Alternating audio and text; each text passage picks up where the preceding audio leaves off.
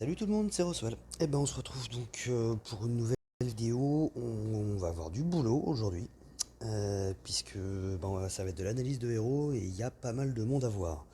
J'en ai déjà laissé passer quelques-uns sur les derniers événements, etc. Bon, voilà, c'était de très très bons héros, hein, les héros qu'il y avait pendant le Black Friday là.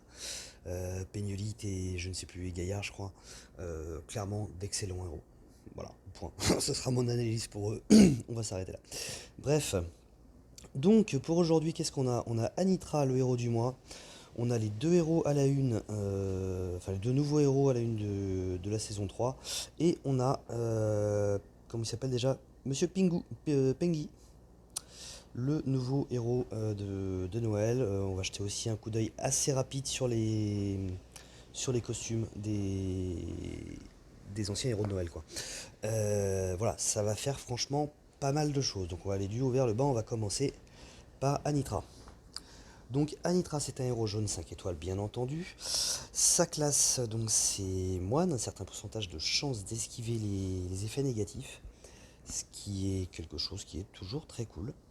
Vraiment, ça peut être emmerdant, hein, parfois quand vous comptez sur votre debuff de défense pour tuer un héros et que elle esquive le debuff de défense, ça peut vous mettre dedans. Ça m'a fait ça récemment, je ne sais plus avec quel héros. J'ai failli dire Alfric, mais absolument pas les magiciennes. Bref, voilà, ça peut vraiment être emmerdant.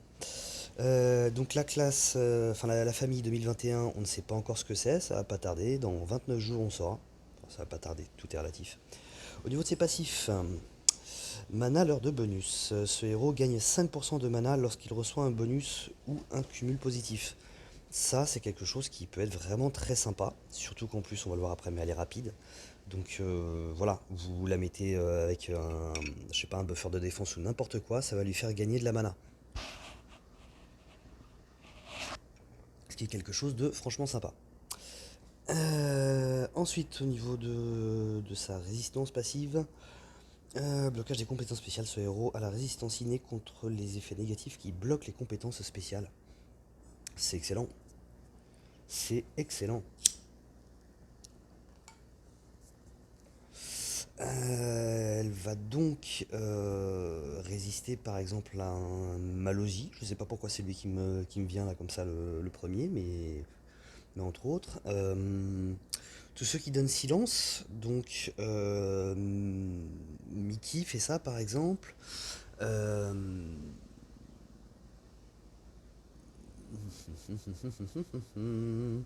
Elle, j'ai un doute. Elle, je sais plus. Qu'est-ce qu'elle fait déjà elle? Est-ce qu'elle empêche de prendre de la mana ou est-ce qu'elle empêche de déclencher? Je crois qu'elle empêche de récupérer de la mana, donc du coup c'est pas la même chose. Je vais juste vérifier pour en être sûr. Il faut juste que j'arrive à remettre la main dessus. Elle est là. Hop, les cibles ennemies proches ne peuvent pas augmenter leur mana. Ouais, non. Donc ça résiste pas à elle, mais ça va résister à un Mickey. Euh, et ce que je me demande, je pense, mais j'avoue que j'ai un léger doute, je pense que ça doit résister à du Alfric, à du Zoc, comment il s'appelle, Ansel et ce genre de héros. Je pense que ça résiste à ça. Ça, faudra le tester pour en être sûr, mais voilà. Parce qu'en fait, du coup, s'il y a quelque chose qui se déclenche, ça transforme, on va dire, la compétence spéciale, c'est l'attaque irréfléchie, là. Ça n'empêche pas de déclencher en soi. C'est pour ça que j'ai un doute. Mais ça empêche d'utiliser sa propre compétence spéciale quand même. Donc à voir. C'est vraiment à tester, j'ai un doute là-dessus. Mais en tout cas, ça peut être vraiment extrêmement fort. Ça peut vraiment être très fort. Mais en même temps, vu le signe qu'il y a là sur le passif, c'est vraiment le truc de silence, hein. Donc de Mickey, de, euh, de Peters, je crois de... Comment il s'appelle? Le vert de la saison 4, le 4 étoiles vert. On va aller le chercher. Où est-ce qu'il est? Hop, non, pas Recamus. C'est une sombre daube, disons-le clairement. Recamus, je n'aime pas du tout. Ah, ça m'énerve, je vais pas pouvoir continuer tant que j'aurai pas trouvé. Donc on va aller le chercher. Voilà, lui, Tétoc. Tétoc. Où lui, c'est vraiment. Il est réduit au silence. Enfin, la cible est réduite au silence. Donc c'est plutôt sympa. Bref, allez, on retourne sur Anitra. Au niveau de ses stats, donc on est sur du 721 d'attaque, ce qui est assez faible aujourd'hui. En tout cas dans une moyenne moins. 797 de défense, c'est pas mal. C'est encore une fois aujourd'hui avec les stats qu'il y a aujourd'hui, on a vu plus fort, mais c'est loin d'être ridicule, très loin de là. 1409 en PV, bah, même réflexion. Aujourd'hui, c'est pas ce qui se fait de mieux, mais c'est pas ridicule. Donc on est plutôt pas mal au niveau des stats. Euh, c'est un héros qui pourrait facilement être en première ligne. Donc encore une fois, je vais arrêter de parler de tank, de flank, etc. Je vais parler de première, deuxième ou troisième ligne, puisqu'avec les nouvelles formations, il n'y a plus vraiment de tank en soi. Et c'est un héros qui a quand même une assez bonne résistance, qui est rapide, donc parce que c'est le prochain point, donc justement vitesse de mana rapide. Donc c'est vraiment le genre de héros qu'on peut mettre en première ligne. Ensuite, au niveau de sa compétence spéciale, tous les alliés ont 45% de chance d'esquiver les compétences spéciales pendant 3 tours. Chaque esquive augmente les PV de 275 points. On verra après, on va déjà tout lire. Si le maximum de PV est dépassé, le bonus est ajouté sous forme de PV temporaire. Le PV temporaire, ce qui veut dire que ça redescend. Ah, ou une fois que c'est repassé en dessous du truc basique. Ouais, voilà, c'est pas le nombre de PV maximum qui. Comment dire. Admettons que là elle est à 1409, elle prend des PV donc elle monte jusqu'à 1500. 1500 ne sera pas sa nouvelle limite. Si elle repasse en dessous des 1409, elle ne pourra pas remonter au-dessus des 1409 à moins de redéclencher sa compétence spéciale. C'est comme ça que je le comprends. Euh, donc ouais, en gros c'est ce qu'on trouve chez Heimdall, comment il s'appelle, Prof Lidenbrock et ce genre de héros. Les nouveaux healers qui sont quand même beaucoup plus efficaces que les healers de base, clairement. Tous les alliés résistent aux réductions de santé maximale pendant 3 tours. Et ça, c'est super bien, ça va très bien avec sa compétence. Ça va très très bien avec sa compétence, puisque par exemple, Alfric, c'est ce qu'elle fait. Et on sait que c'est un des contres, justement. Non, c'est l'inverse, c'est le boost de santé qui est un des contres à la réduction de santé. Bref, je vais essayer de pas trop m'éparpiller parce que j'ai du boulot. Donc ouais, voilà, ça va résister à sa réduction de santé maximale. Donc ils peuvent donner Alfric, que peuvent donner, comment il s'appelle, Almur fait ça aussi dans les 4 étoiles. Voilà, j'ai plus tous les 5 étoiles en tête qui font ça, mais il y en a certainement d'autres. Donc c'est quelque chose de plutôt cool. Et enfin, l'IA élémentaire qui octroie plus 10% d'augmentation pour les soins reçus par les alliés de jaune pendant 4 tours. Ce qui ne peut pas être dissipé. Alors honnêtement, le moins bon dans tout ça, c'est le lien élémentaire. C'est franchement pas le meilleur lien élémentaire qui nous est pondu jusque-là. Mais par contre, ce héros, je vais pas y aller par 4 chemins, c'est sans doute le meilleur héros du mois qui nous est pondu depuis un bon bout de temps. Vraiment. Je la trouve très très forte. Ceux qui n'ont pas la... Alors, je pensais même au début qu'elle était plus forte que Cadillac costumée. Je suis pas très très loin de le penser. Je pense ça surtout en fait parce qu'il me semblait que Cadillac n'était que dans les 30% et qu'elle avait plus de pourcentage d'esquive. Dans elles sont toutes les deux au même niveau. Elles sont à 45% de chance. Donc à ce niveau-là, c'est pareil. Par contre, du coup, ça soigne. C'est quand même mieux que la simple invocation d'un sbire tout pourri. Donc c'est très fort le fait de résister à la baisse de santé. C'est quelque chose qui est assez fort, hein, puisque bah voilà, moi par exemple, quand j'attaque du jaune, je pars en violet, et donc je pars avec Alfric, bah, ça résisterait à la baisse de santé d'Alfric. Il y aurait juste en fin de compte les dégâts qu'elle fait qui font très mal, et le fait que l'héros soit bloqué dans sa compétence et qu'il se tape lui-même ou un de ses alliés, quoi. Mais il y aurait plus la baisse de défense qui est un point vraiment très très fort chez Alfric. Donc c'est franchement très très bon. Comme je disais, donc c'est un héros qui peut facilement être utilisé en première ligne dans une défense. Elle est rapide, donc on peut même l'utiliser aussi en deuxième, troisième ligne. On peut l'utiliser un petit peu où on veut. Elle est très polyvalente au niveau de son placement dans la défense. Maintenant, c'est vraiment moi le genre de compétence que j'aime chez un tank. Elle va vraiment servir à toute son équipe. Elle va donner indirectement, mais elle va donner des PV à toute son équipe, elle va permettre à tout le monde d'esquiver. Donc c'est très fort. En défense, ça sera vraiment, faut vraiment, 3-4, ça sera vraiment un excellent héros. En attaque, ça sera très bon aussi. Maintenant, peut-être pas obligatoirement partout. En titan, ça peut être pas mal.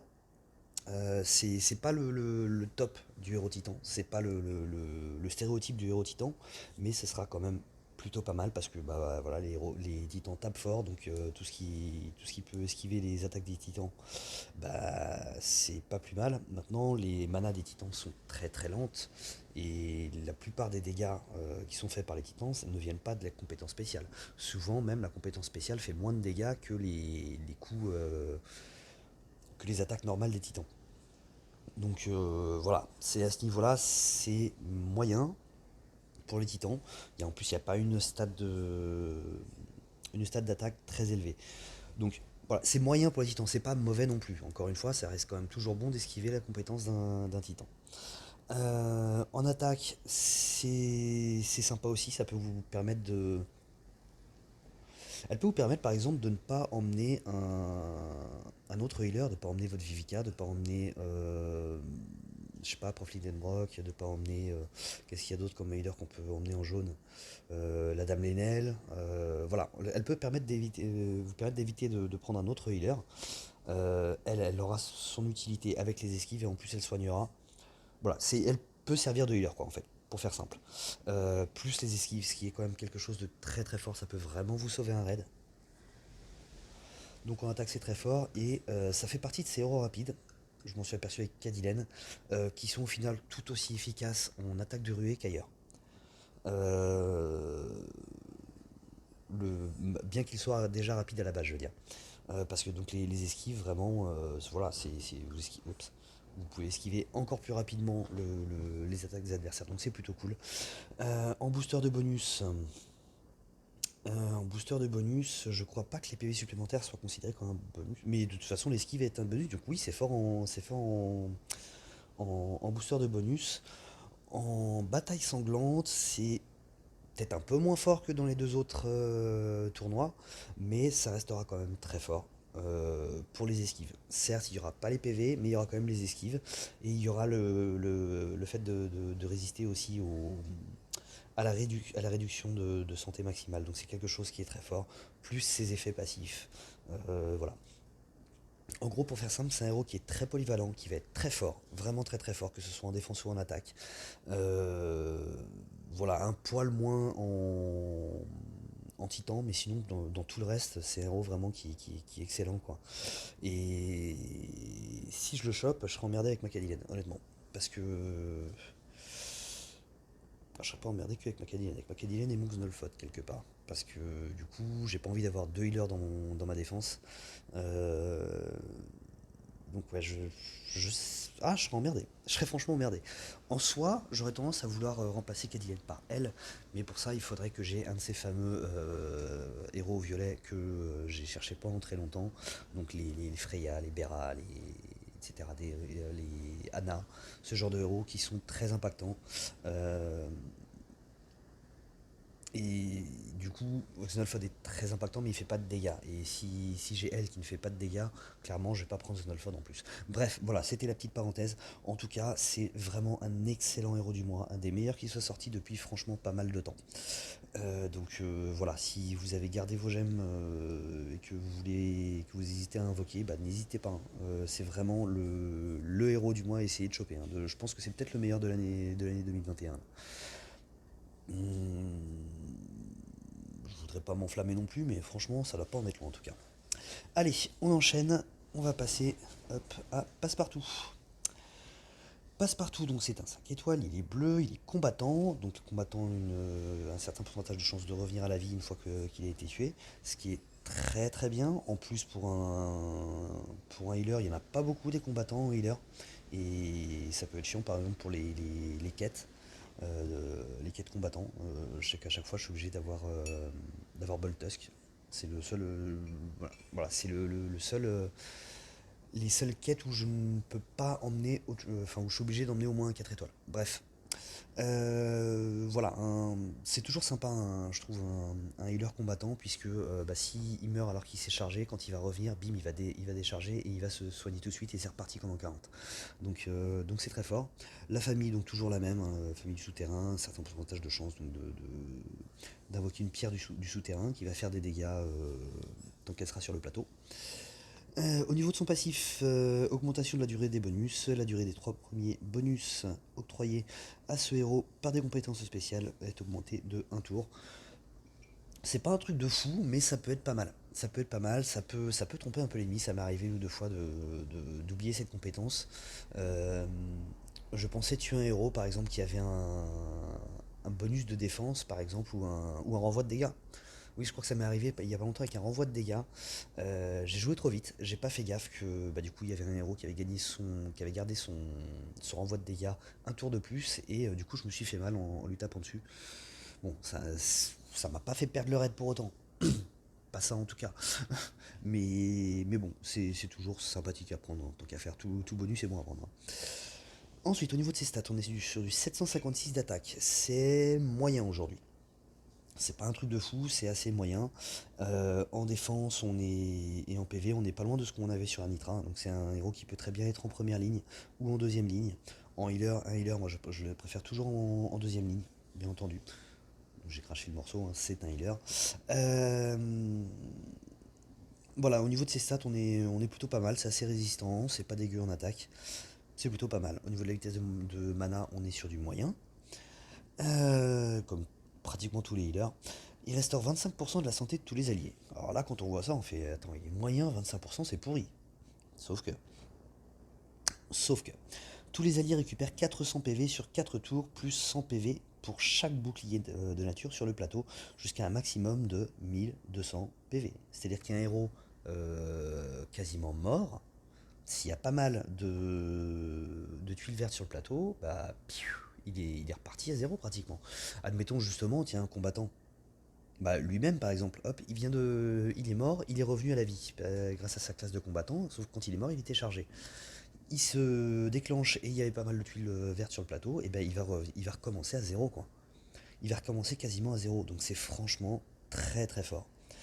C'est comme beaucoup de héros qui nous sortent en ce moment, ça dépend du nombre de boucliers sur le plateau, les verts là en l'occurrence, mais c'est quand même quelque chose de franchement fort.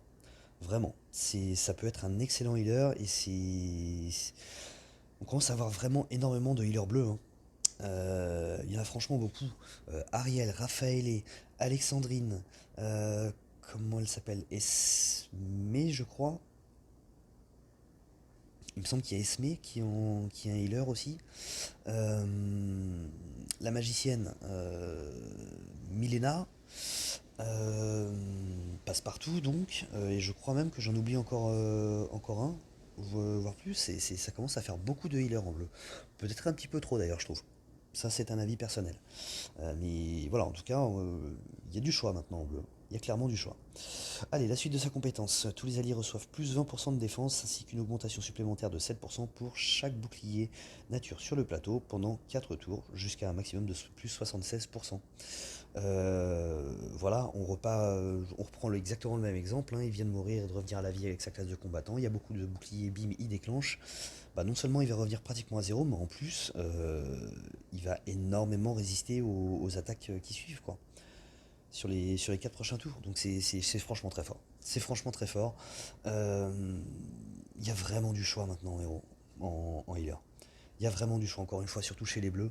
Mais il y a plein de healers qui font vraiment plein de choses différentes. C'est difficile.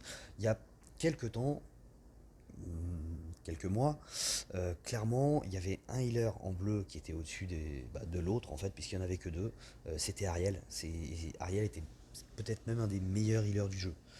Certes, pas super résistante en soi, mais un très bon heal, le fait de dissiper les effets négatifs, etc.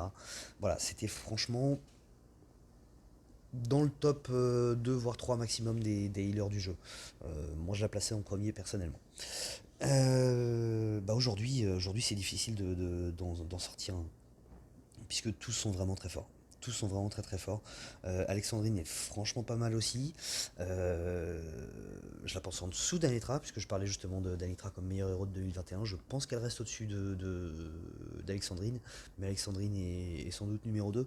Bref. Donc voilà, c'est un excellent healer, ce passe-partout. Euh, et pour faire simple, ça va être très bon partout sauf en booster de bonus.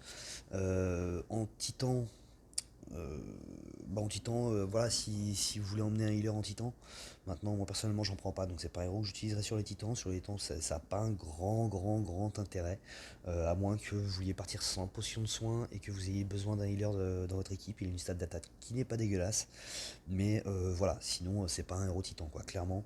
Mais dans tout le reste, hein, que ce soit en défense, que ce soit en attaque, ça sera très fort. Ça sera vraiment très très fort. Donc voilà, excellent héros se passe partout, très polyvalent. Euh, Mis à part donc pour le booster la bataille sanglante bien entendu, et pour les titans, voilà, il y a bataille sanglante, zéro intérêt. Zéro intérêt, à moins de le prendre juste pour le boost de défense, qui certes est très fort, mais honnêtement, prendre un héros juste pour le buff de défense, je pense pas que ce soit vraiment optimum quoi. Il y a d'autres héros qui vont booster la défense, certes moins, mais qui vont booster la défense et qui en plus feront des dégâts. Donc voilà, c'est pas le top à ce niveau-là, mais sinon pour tout le reste, c'est très très fort. Allez, le suivant. Zekena. Donc c'est un héros jaune, classe barbare, donc certain pourcentage de chance d'infliger un dot à la cible, je crois. Je sais plus si c'est à la cible ou quand il est frappé, je crois que c'est à la cible. Euh, on est toujours sur la famille du souterrain, donc on va pas revenir là-dessus. Augmentation de la durée des bonus, donc exactement le même que pour Passepartout. Un tour de plus pour chaque bonus. Au niveau de ses stats, on est sur du 801 d'attaque, c'est franchement bien. C'est pas ce qui se fait de mieux aujourd'hui. Je veux dire, il y a Aouda par exemple qui a 820 et des brouettes, il me semble. Euh, le pseudo sniper rouge aussi, Captain Nemo, qui est aussi, il me semble, dans les 800. Voilà, il y a pas mal de héros aujourd'hui qui dépassent les 800 d'attaque. Mais voilà, ça reste quand même plutôt pas mal. Franchement, franchement très bien même. Au niveau de la défense, 756, ça embête de dire bas, mais ouais, aujourd'hui, avec les stats qui sortent aujourd'hui, c'est pas top. Honnêtement, c'est pas la meilleure défense qui soit. Maintenant, c'est pas dégueulasse non plus. C'est pas non plus trop une chips. S'il est attaqué par des anciens héros, quoi. S'il est attaqué par des héros comme je viens de citer, là, clairement, ça va lui faire mal. 1396 de PV, c'est même chose. C'est pas mal. Maintenant, c'est pas ce qui se fait de mieux aujourd'hui. C'est dans une moyenne, voire moyenne basse, quoi.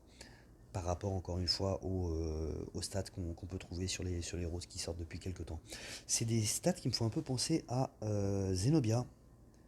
756 1596. Elle est où la petite Zenobia? Hop, elle est là. Ouais, défense c'est la même. Par contre, ouais, c'est mieux que Zenobia au niveau des PV. Donc c'est un petit peu au-dessus quand même.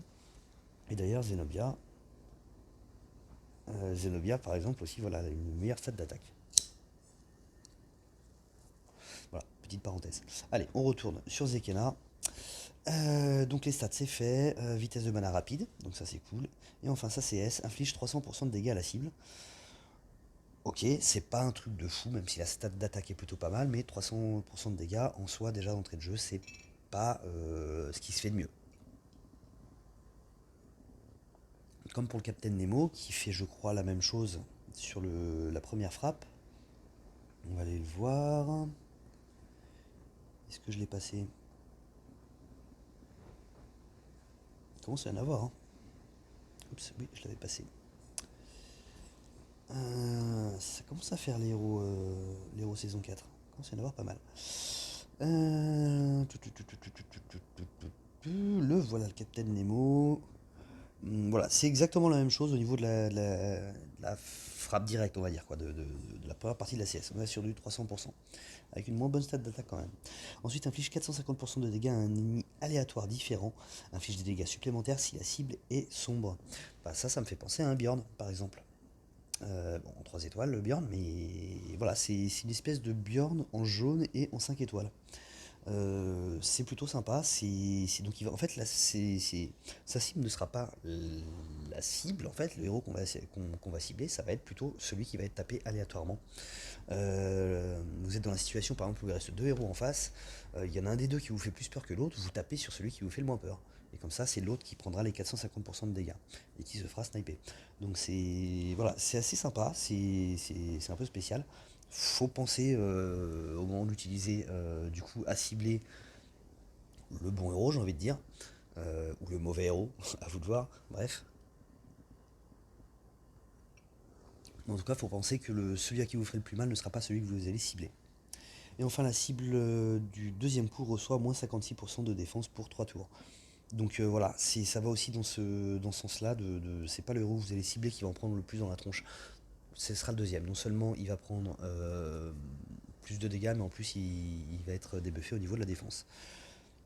C'est sympa, Bjorn dans les 3 étoiles, c'est un des meilleurs 3 étoiles. Moi je l'adore en violet, clairement, je pars jamais sans lui. Bah lui c'est un peu la même chose en 5 étoiles. Donc il est plutôt pas mal, ce héros. En titan, ça va être sympa. Ça va être sympa parce qu'il me semble que quand il reste qu'un seul ennemi, c'est cet ennemi qui reste qui prend les deux coups.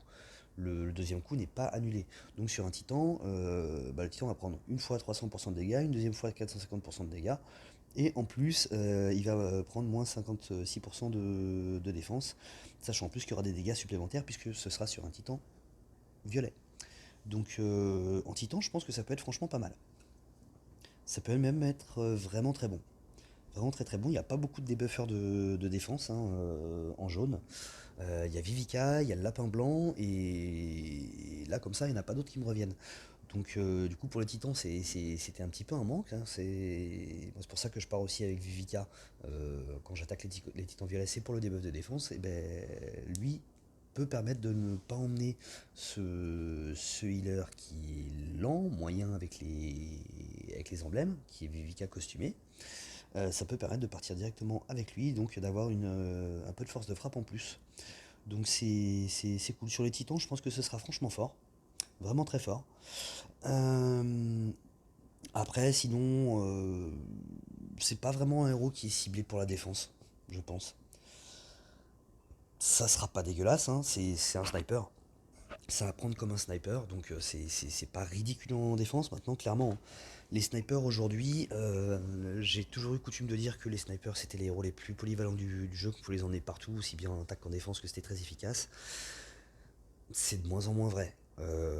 En attaque, ça reste toujours très efficace, hein. Moi, j'aime bien partir avec un healer parce que par moment vous avez besoin de vous débarrasser d'un héros spécifique et de vous en débarrasser en un coup. Donc c'est à ça que va vous servir le sniper. Dans une défense, vaut mieux de plus en plus des héros qui impactent toute l'équipe d'attaque. Donc c'est voilà, c'est plus pour l'attaque. Par contre, en attaque, il sera efficace à tous les niveaux, à tous les niveaux, même en attaque de rue. Hein, il a beau être rapide, il fera quand même très mal. Après, c'est pas le meilleur héros pour l'attaque de rue, mais ça reste quand même très fort. Donc voilà, ça va prendre comme un sniper, même si c'est pas tout à fait un sniper, mais ça va prendre comme un sniper. Donc avec toute l'efficacité que ça peut avoir et tous les attraits que ça peut avoir et toute la polyvalence que ça peut avoir. Même si aujourd'hui, au niveau de la polyvalence, encore une fois, il y a moins qu'avant, quoi. Mais donc, ouais, Zekena, très très bon héros lui aussi. Et franchement, l'intérêt principal que je vois à ce héros, c'est les titans. Je suis pas complètement certain que je l'emmènerais dans mon attaque, dans mon mono en raid, par exemple, en GDA, etc. Mais par contre, en titan, c'est sûr que je l'emmènerais. Donc voilà, c'est un très très bon héros, ce Zekena. Donc voilà, deux nouveaux héros qui sont très forts encore dans cette saison 4. De toute façon, il n'y a pas de mauvais héros hein, dans cette saison 4. On reviendra ici, parce que vous voyez que j'ai 6 invocations à faire. Je pense que je vais les faire. J'étais parti pour les garder pour plus tard, mais après tout, autant que je les fasse. Allez, on est parti sur Monsieur Pingu. Pengi. Monsieur Pengi, donc c'est un héros bleu, c'est un druide, donc un certain pourcentage de chance d'invoquer un sbire de la forêt quand il est touché, il me semble. La famille, donc c'est la famille hivernale.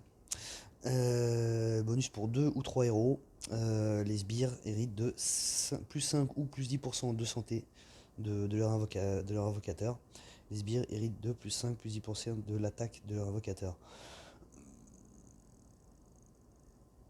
Ok, d'accord. Ouais, donc en fait, c'est les héros de Noël invoquent tous des sbires avec 10% d'attaque et de PV. Je pense que c'est 10% 5 ou 10% supplémentaires au niveau de l'attaque et des PV, quoi. Donc voilà, ça fait des sbires un peu plus puissants. Je pense que c'est ça. Honnêtement, j'ai jamais vraiment complètement compris, enfin jamais été totalement sûr de bien comprendre ce bonus de famille. Allez, au niveau de ses stats, on est à 803 d'attaque. C'est pas mal. C'est même réflexion que pour Zekena. C'est très bien. Maintenant, c'est dans une moyenne haute, on va dire. C'est pas un truc de fou par rapport à ce qui se fait aujourd'hui, quoi. Encore une fois, on a vu rien que juste avant les deux héros qui atteignent les 820 d'attaque. 780 défense, c'est dans une moyenne, voire moyenne basse. 1404 PV, c'est dans la moyenne de ce qui se fait aujourd'hui. C'est un héros qui est rapide, il inflige 450% de dégâts à la cible, donc bah, encore un sniper. Et il inflige 130% de dégâts supplémentaires à un nombre d'ennemis aléatoire égal au nombre de sbires alliés. Les dégâts diminuent à chaque coup. Ok. Euh,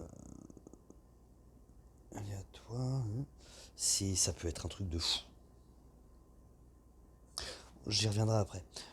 Toutes les cibles touchées reçoivent 132 dégâts de givre sur 3 tours. Invoque un sbire lutin pour le lanceur et les alliés proches avec 10% de PV et 10% d'attaque hérité du lanceur. C'est ce que je disais, tous les héros de Noël invoquent des sbires. Bon, d'entrée déjà, c'est un sniper, donc voilà, c'est toujours quelque chose de fort, c'est toujours quelque chose de bien. Maintenant, il y a un truc qui m'interpelle là. Inflige 130% de dégâts supplémentaires à un nombre d'ennemis aléatoires égal au nombre de sbires alliés. Donc, si vous l'emmenez, vous êtes avec, je sais pas moi, je vais dire au pif, hein, vous êtes parti avec Freya, vous êtes parti avec, comment il s'appelle Euh, Frost, vous êtes parti, qui est d'après moi un autre très bon héros de 2021. Je pense qu'il est très sous-estimé, Frost. Bref, c'est une autre parenthèse. Et vous êtes parti avec, je sais pas, avec Krampus. Tout ça, ça inflige des sbires. Il peut y avoir 3 sbires par héros. Tout le monde a déclenché. Vous avez 5 héros. Donc 5 x 3, 15. Ça veut dire qu'il va taper 15 fois. Qu'il va taper la cible à 450% de dégâts et qu'ensuite il va taper à 130% 14 autres fois. Même 15 autres fois. C'est juste énorme si c'est ça. C'est juste énorme si c'est ça. Ça peut être un truc de fou. Ça peut être un vrai truc de fou, ça. Ça, vous partez, vous l'emmenez dans votre mono bleu avec Frost et Krampus, mais ça devient de la folie, quoi. Ça devient de la folie. En plus, il y aura le bonus de famille, donc les sbires qui vont eux-mêmes faire encore plus mal. Ça peut être un truc de malade. Ça, en fait, ça me paraît tellement ouf que j'ai un peu de mal à croire que ce soit ça. Je sais pas si mon interprétation est bonne là-dessus. Mais ça peut être un truc de malade si c'est ça, quoi. Il va taper tout le monde. Même si ça diminue à chaque coup, il va ruiner l'équipe adverse à lui tout seul s'il y a plein de. Si vous avez déclenché plein de sbires. Ce qui fait qu'aussi bien en défense qu'en attaque, ça va être très fort. En défense, vous le mettez avec Freya, vous le mettez avec. Qui d'autre peut être un. Avec une Telluria, avec. Voilà, avec n'importe quel invocateur de sbires, ça peut faire très très mal. Vous faites une équipe 100% sbire, et il va se charger du reste. Ça peut être vraiment très très fort. Ça peut être vraiment extrêmement fort. J'ai vraiment un doute sur le fait que mon interprétation soit la bonne là, parce que ça me paraît ouf. Ça me paraît franchement très fort. En plus de ça, il met un dot sur toutes les cibles qui sont touchées. Ça peut vraiment être très très fort. Ça peut vraiment être une tuerie. Je ne serais pas étonné que tous ces héros là qu'on vient de voir, c'est des héros qui potentiellement peuvent, on peut les retrouver dans toutes les défenses du top 100 quoi. C'est des héros qui sont très forts. C'est incroyable le nombre de héros qui sont sortis, le nombre de héros très très forts qu'ils ont sortis ces derniers temps. Allez, on va passer au costume. Donc la mer Nord, celle que tout le monde veut dans ce portail, que j'ai eu la chance d'avoir. J'avoue que si je pouvais l'avoir avec le comment ça s'appelle le costume, ce serait même encore mieux. Parce qu'on va voir que son costume est encore meilleur que ce qu'elle est de base. Pour rappel, donc sans le costume, c'est allez, on va voir déjà vite fait les stats. Alors ça, c'est pas les stats de la mer Nord de base. C'est avec le bonus du costume, hein, ce qui est indiqué. C'est un petit peu en dessous, la mer Nord de base. On passe donc elle perd en attaque, elle gagne en défense et elle gagne en PV. C'est pas mal, puisque de toute façon, c'est pas pour son attaque en soi qu'on prend la mer Nord, même si c'est un peu embêtant pour ses sbires. Elle reste toujours lente, bien entendu. Sans le costume, donc on est à 30% elle restaure 30% de la santé de tous les alliés. Chaque allié tombe au combat a 50% de chance de revenir à la vie avec 10% de PV. Et invoque un sbire lutin pour chaque allié, 10% de PV et 10% d'attaque. Ça, c'est le truc de tous les héros de Noël, encore une fois. Et donc, avec son costume, chaque allié tombe au combat à 55% de chance de revenir à la vie. On était qu'à 30%. Non, on était qu'à 50%. 55, encore plus. Et je vous rappelle que la mer Nord en ruée, c'était juste un enfer parce que vous aviez déjà l'impression que c'était 100%. Là, ça va être une tuerie en ruée. Ça va vraiment être une tuerie. En plus, elle invoque un sbire. Ça ne change pas. Et tous les alliés récupèrent 6. Et alors là, l'ordre de la CS est très importante. De base, elle commence par donner de la santé et ensuite, elle ranime. Là, c'est l'inverse. D'abord, elle va réanimer avec un peu de PV et après, elle va donner donc 612 PV sur 4 tours. Après, elle va soigner. Ce qui fait que non seulement elle va revive, mais en plus, elle va donner tout de suite des PV aux héros qu'elle aura animés. Donc c'est franchement très fort. Elle est encore plus forte qu'avant la mer Nord. Vraiment un excellent costume. Un excellent costume. C'était déjà un héros qui était excellent, qui d'après moi n'avait pas spécialement besoin d'un costume. Mais là, ça va devenir un enfer en ruée. Au niveau des bonus, 2% d'attaque, 2% de défense, 4% de santé et 1% de mana. Voilà, c'est les nouveaux costumes, quoi. C'est les costumes qui sont pas saison 1 au niveau des bonus, c'est pas un truc de fou. Allez, le Père Noël. Le Père Noël, donc la même chose, hein, les stats ne sont pas les mêmes que ceux de base. On gagne en attaque, on perd en défense, on perd un peu en PV. Mais ça reste quand même très raisonnable un petit peu partout. Il passe en sorcier, donc il y a un pourcentage de chance de réduire de 50% la génération de mana d'une cible pendant 2 tours, ce qui est quelque chose qui est franchement sympa. J'ai pas regardé ça d'ailleurs chez la mer Nord, elle passe de ecclésiastique, donc elle esquive elle résiste aux effets négatifs qui touchent la mana, ou l'utilisation des compétences spéciales, à moine, où elle esquive les effets négatifs. Hop, allez, on retourne sur Papa Noël. Donc il inflige 150% de dégâts à tous les ennemis sans le costume, c'est pareil avec le costume. Le sbire, ça ne change pas. Et enfin, hop, tous les ennemis reçoivent moins 34% d'attaque pendant 3 tours et moins 44% de défense pendant 3 tours. Et là on passe à moins 34% d'attaque, moins 24% d'attaque, donc on perd au niveau de l'attaque, par contre on gagne au niveau de la défense, et ça c'est fort. Tous les ennemis reçoivent moins 54% de défense pour 4 tours, c'est très fort.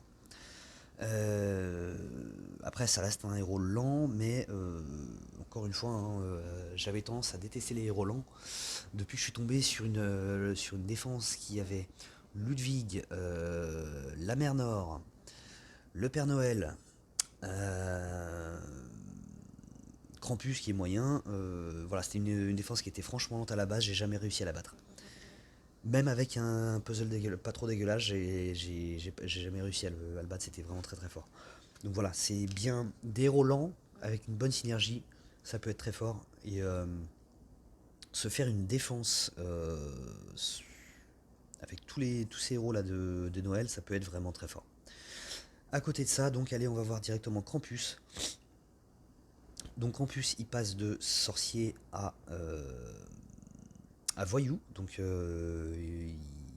un certain pourcentage de chance d'esquiver les dégâts des compétences spéciales. Ça, c'est assez cool. C'est assez cool, c'est de bonnes classes. Déjà qu'il résiste, mais en plus s'il esquive, ça va être très fort. Au niveau des ah zut. Au niveau des stats, on perd pas mal en attaque, on gagne en défense et en PV. Il était déjà pas mal en défense, ça va être une tuerie, hein. Emblémé un maximum sur la défense, il atteignait jusqu'à 1003 de défense Campus, donc là ça va être encore plus que ça. Quoique c'est voyou, donc je sais pas si le chemin est. Si, je sais pas, à voir. Faut voir ce que ça peut donner avec les emblèmes, je sais pas à quel point, mais en tout cas il y a certainement moyen d'atteindre encore les 1000 de défense, quoi. Donc voilà, c'est à ce niveau-là, ça change pas des masses. Donc, invoque un sbire avec 10% de PV, 10% d'attaque, ça ne change pas. Le lanceur reçoit provoqué qui empêche les ennemis d'utiliser les compétences spéciales alliées du lanceur pendant 4 tours, ça c'est sans costume. Et la même chose mais pendant 4 tours, j'avais dit pendant 3 tours donc sans costume, pendant 4 tours avec le costume.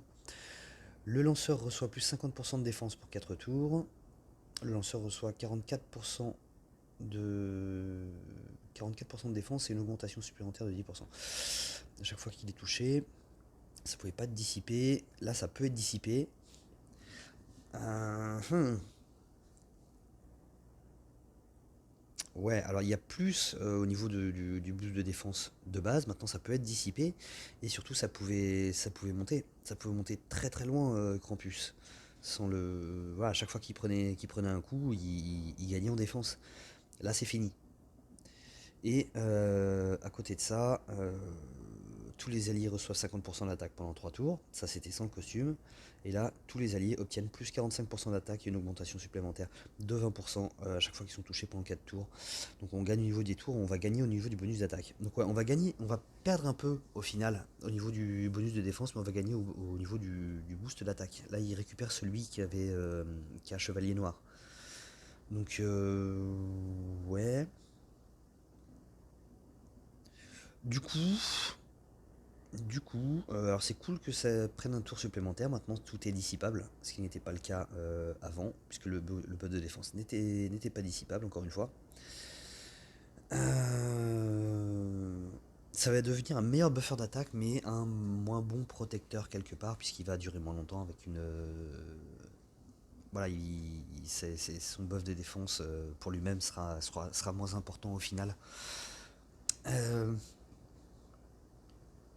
Ça change un peu, mais au final, j'ai envie de dire qu'il n'y a pas une grosse différence. Il n'y a pas une énorme plus-value, comme ça peut être pour la mer Nord, par exemple.